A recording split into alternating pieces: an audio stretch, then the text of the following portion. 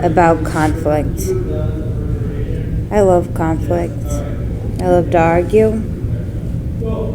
I feel energized when I argue. I learned that from my parents. I'd say mostly from my father. Not to say that my parents didn't argue all the time, but my father loved conflict. He was the kind of person that would wait for something to happen, and that would energize him, and I think it does the same for me. My mother doesn't do so well in conflict. She tends to raise her voice.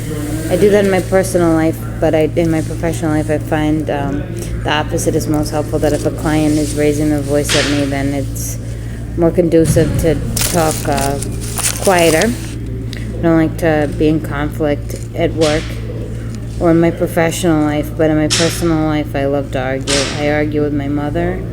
I argue with my sister. I argue with my best friend all the time. I guess in that sense, then I would be a provoker, but I see myself more as like a storm chaser, so I'm not necessarily provoking arguments, but kind of seeking them out. I'm not sure if that makes sense, but if I really sat here and was honest with myself, I'm a provoker and an instigator.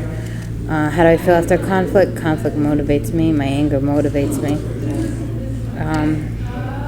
I do hold grudges, though.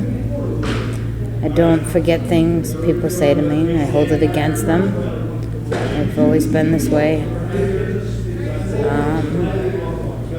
I'm, more forgiving with my best friend and my mother. But that's about it, I guess.